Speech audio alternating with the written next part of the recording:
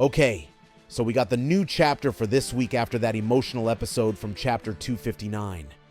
Choso ceased into nothingness, Todo arrived, and we got a sneak peek at Mei Mei and Todo's plan to rescue their team from the epicenter of Sukuna's malevolent shrine. There's a lot to talk about in this new chapter, as we will find out in a few minutes just what exactly is Todo hiding inside the cloth wrapped in his hands. Most of all, did Gojo really return to make it a 3 versus 1 against the substantially weakened King of Curses? Yeah, so with all that being said, click the subscribe button and tune in for more updates on the channel as we dive into the Jujutsu Kaisen Chapter 260. The chapter begins with the revelation of the tool that replaced Todo's lost arm. His renovated Boogie Woogie now relies on an instrument known as the Vibraslap. I'm sure this is new to the majority of the audience, and I'm with you, but I found out that Vibraslap is a real thing. It is a percussion instrument made from a wooden ball and a hollow box with metal teeth inside, connected by a length of stiff wire twisted into a U-shaped design. The user of this instrument basically holds the metal wire in one hand and strikes the ball against the palm of their hand to create a unique percussive sound. I mention this because this info will be a significant part of what you'll witness from Todo later in the fight. Also, listening to the sound makes you think that this instrument is really an appropriate fit for a Boogie Woogie activation. I will explain more about this in a minute since there's a binding vow involved in this part. As you can see on the second page, Todo smashes the ball against the wooden box, thus creating a characteristic sound that allows Boogie Woogie to be activated even with Todo not clapping his hands. Well, it's naturally difficult for Todo to do applause right now. The previous chapter made us wonder how, in the world, Todo can use his innate technique again, given that we all thought it was completely unusable since he lost his hand in the fight against Mahito in the Shibuya incident arc. However, we can see on the second page alone that Todo swaps Yuji with Sukuna or himself with Sukuna. It's unclear in the manga version who he swapped with whom, especially when you compare it to the animated battle scenes where Todo's Boogie Woogie is involved. Still, it is clear that Boogie Woogie isn't out of the equation yet. The narrator says, having replaced his left arm, Todo Aoi changed the activation condition for his technique from applause to the collision between the wooden box and the metal teeth of the Vibraslap. This allows him to activate his swapping technique roughly 50 times a second. Wow, Todo just got a huge buff, meaning he can now use Boogie Woogie again and again, even 100 times in a fraction of merely 2 seconds if he wants. I'm curious if this has any negative effect on the target's mental state, since I'm sure teleporting in different places many times in such a short period will have a toll on anyone's mind.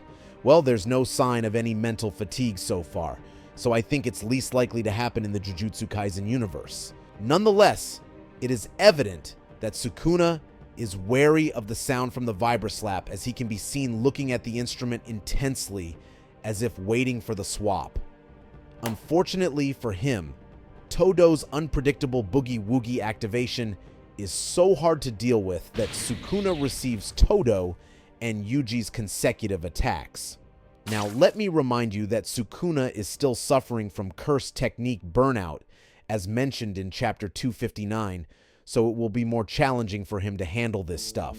The narrator mentions, by imposing a binding vow onto himself, limiting the number of swaps in proportion to the oscillation, or the swinging of the Vibraslap, Todo's ability to have multiple targets, along with his effective range, was expanded.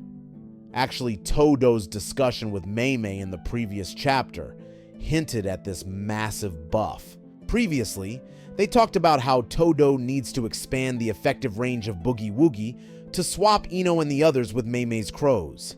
We were also concerned about Maki because her heavenly restrictions might make it impossible for the Boogie Woogie to get her out of the Malevolent Shrine's epicenter. However, Gege finally confirmed her safety with this revelation. After fine-tuning his technique with Okutsu's help at the Lake Gojo colony, Todo proceeded to successfully retrieve his allies who were trapped within the Malevolent Shrine. Man, it means that Todo found a way to somehow use Boogie Woogie on Maki, so she can be spared from further life-threatening injuries from the slashes of Sukuna's domain. Honestly, this doesn't explain much about how Todo specifically did it, so it would be better if Gege goes into more detail about this in the upcoming chapters. Still, Maki is safe, and I'm sure the only casualty from Sukuna's furnace was Choso alone. On the next page, Todo continues bothering Sukuna with never-ending Boogie Woogie threats.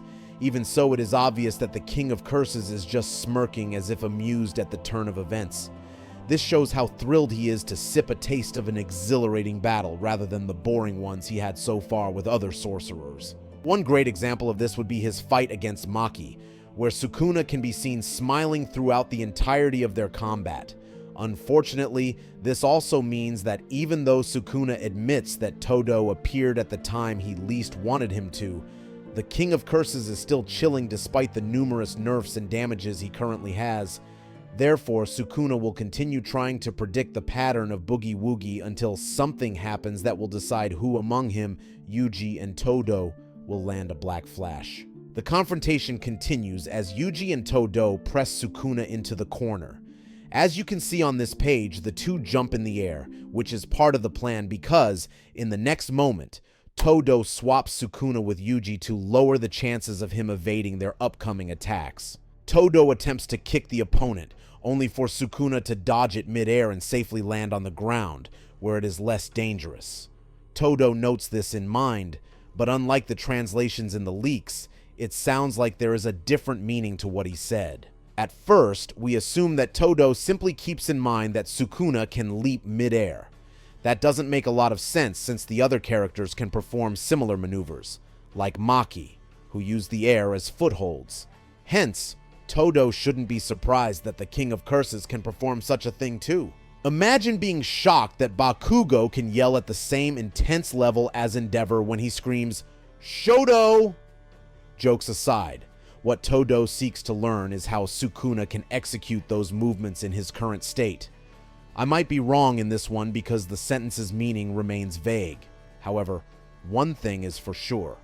That is, Todo emphasizes the word how, as if he has a specific plan or idea in mind that requires checking Sukuna's current physical capabilities. Surely, we will find out what exactly it is as the series continues. Moving on, Yuji throws a rock at Sukuna with all his might, allowing Todo to swap the two places. Yuji lands a missile kick afterward while following the rock's momentum, hitting his uncle right where he wants it to be. In response, however, Sukuna grabs Yuji's face and thrashes him with a mad smile. It's crazy because as soon as Todo sees his brother, All's best friend, his expression just goes and says, "This is the perfect opportunity, brother."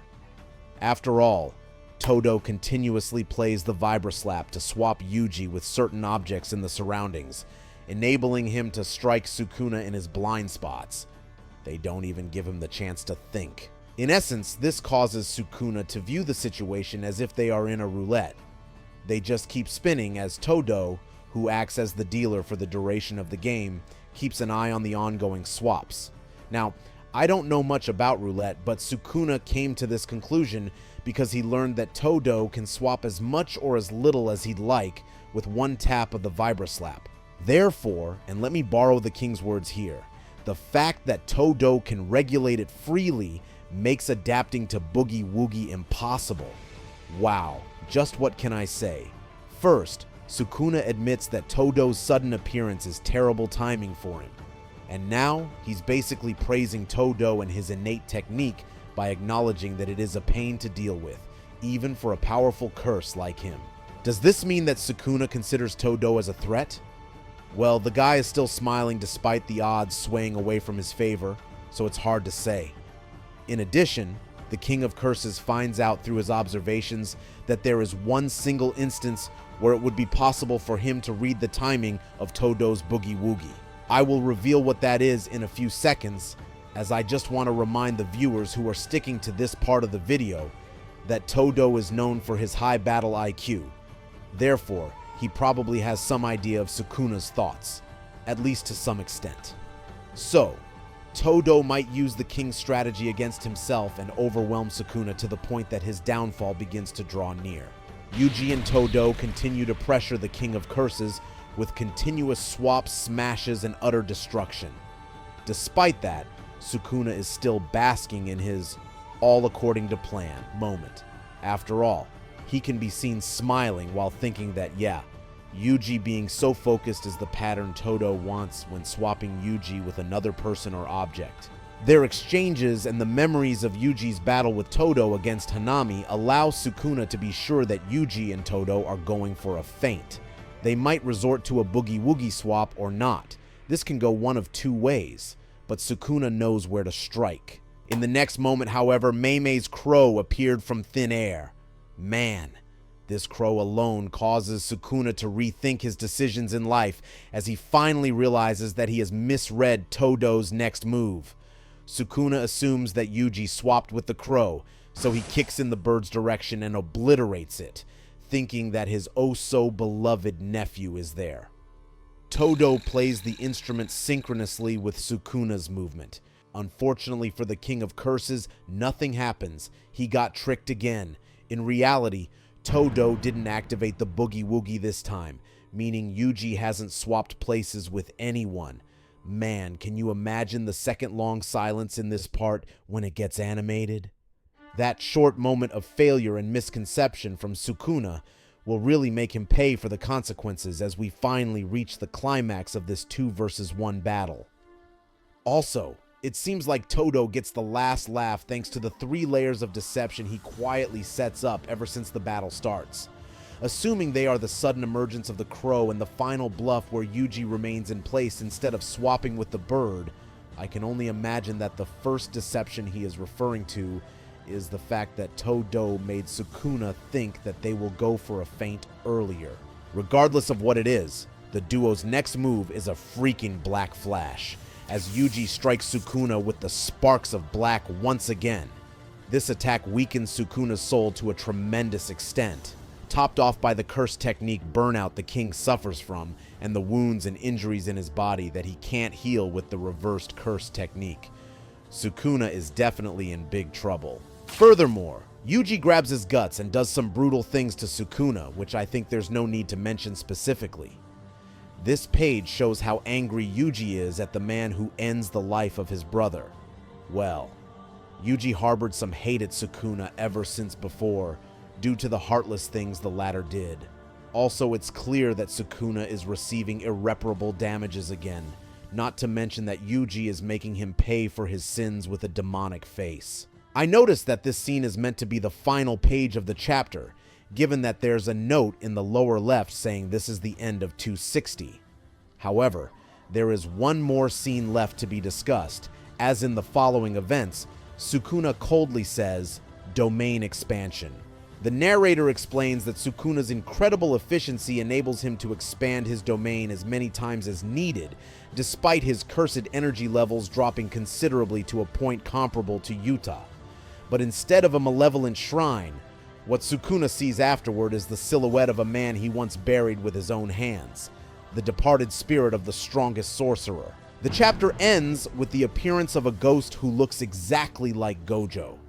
Now, does this mean that Gojo Satoru is actually back after being defeated by Sukuna in the past? For now, Gege refers to it as just a ghost or spirit, so nothing is confirmed yet. There are a bunch of interesting theories regarding this, and I will go over the ones I have heard so far as briefly as I can. The first one that comes to mind is that the figure is just a mere ghost Sukuna saw when he was on the verge of getting eliminated by Yuji and Todo. Basically, Sukuna hallucinates, and the last man he sees as his life flashes before his eyes is none other than Gojo Satoru. The second theory is that the man is not Gojo, but instead Takaba, who shapeshifts his way to give the fans a Gojo resurrection hopium. Of course, the final theory is that Gojo has really returned to end the battle against the King of Curses once and for all. Now, these 3 are just something I heard and read in the JJK community, so it's better to wait for the chapter next week to find out if Gege is just trolling us or something. That said, I'm curious about what among those three you are betting on. Drop a comment below and let me know what route you want the last scene to end up with, or if you have additional theories to add to the list. Fortunately, there's no break next week, so the wait won't be long.